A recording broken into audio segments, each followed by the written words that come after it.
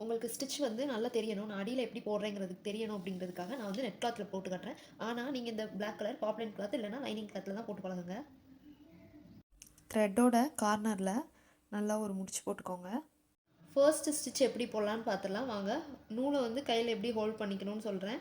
இந்த 2 விரல் இருக்கு இல்லையா, அதாவது 5 விரலில் கடைசி 2 விரலை மடக்குனிங்கன்னா 3 விரலில் நடு விரலையும் கட்டை விரலையும் வச்சு நூலை பிடிச்சிட்டு இந்த ஆள்காட்டி விரலில் இந்த நூலை சுற்றி இதில் பிடிச்சிக்கோங்க. ஓகே, அப்போது இந்த எண்டும் இதுவும் இந்த இடத்துல இருக்கணும். இதுக்குள்ளே வந்து இந்த விரல் விட்டுக்கோங்க. நூல் கண்டு எப்போவுமே உங்களோட அடியில் மடியில் இருக்கும்ல, மடியில் வந்து போட்டுக்கோங்க. இப்போது நான் வந்து 0.55 எடுத்திருக்கேன்.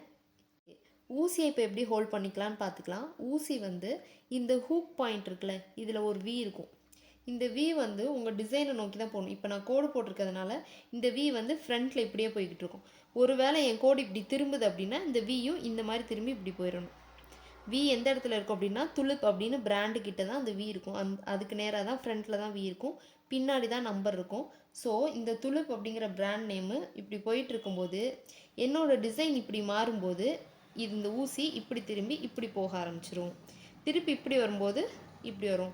அப்போ வி அப்படிங்கிறது வந்து ஸோ என்னோடய டிசைனை நோக்கி தான் என்னோடய ஊசியும் போயிட்டே இருக்கணும். ஓகேவா? இப்போ ஃபர்ஸ்ட்டு கீழே நூல் வச்சுருக்கேன். இந்த ஊசியை இந்த கோட்டோட இந்த ஸ்டார்டிங் பாயிண்டில் உள்ளே விடுறேன். விட்டு இந்த நூலை கொண்டு போய் அந்த வியில் மாட்ட விடுறேன். இந்த நூலில் மாட்டிக்கிச்சு பாருங்கள் வி.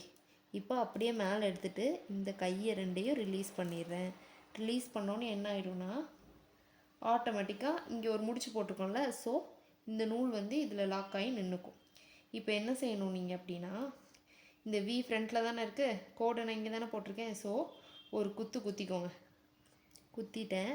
கீழே வந்து கிளாக் வைஸ் டைரக்ஷனில் சுற்றுறேன். சுற்றி ஊசியை வெளியே இழுக்கிறேன். இந்த இடத்துல ஊசி லாக் ஆகும். அப்போ என்ன பண்ணணும்னா நூலை கிளாக் வைஸ் டைரக்ஷனில் சுற்றும்போது ஊசியை ஆன்டி கிளாக் வைஸ் டைரக்ஷனில் சுற்றி சாய்ச்சி நூலை வெளியில் எடுத்துடணும். ஓகேவா? மறுபடியும் பாருங்கள்.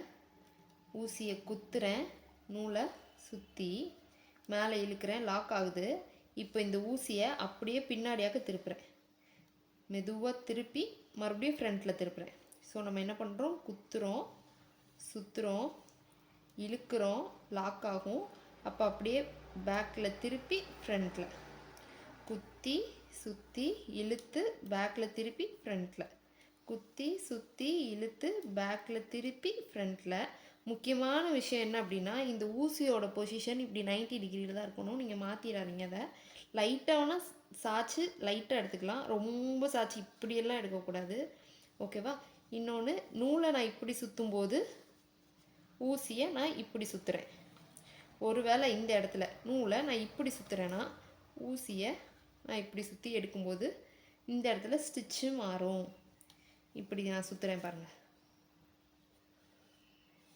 இப்படி எடுத்தோன்னா 2-3 திருகுது இருக்கும். ஸோ நீங்கள் எப்போவுமே கிளாக் வைஸில் சுற்றி இழுத்து ஆன்டி கிளாக் வைஸில் ஊசியை திருப்பணும். நூலை கிளாக் வைஸில் சுற்றும் போது மேலே இழுக்கும்போது ஆன்டி கிளாக் வைஸில் ஊசியை சுற்றி இப்படி எடுத்துடணும். குத்தி சுற்றி இழுத்து திருப்பி முன்னாடி திருப்பணும்.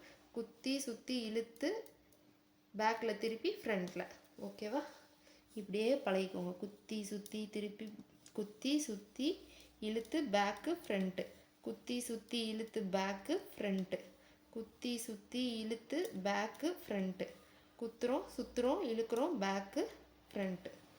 ஸோ இதையே மெத்தடை வச்சு இது பண்ணுங்கள். அப்பையும் சொன்ன மாதிரி தான். உங்களுக்கு ஒரு வேளை 13 வரல அப்படின்னா 14 யூஸ் பண்ணிக்கோங்க.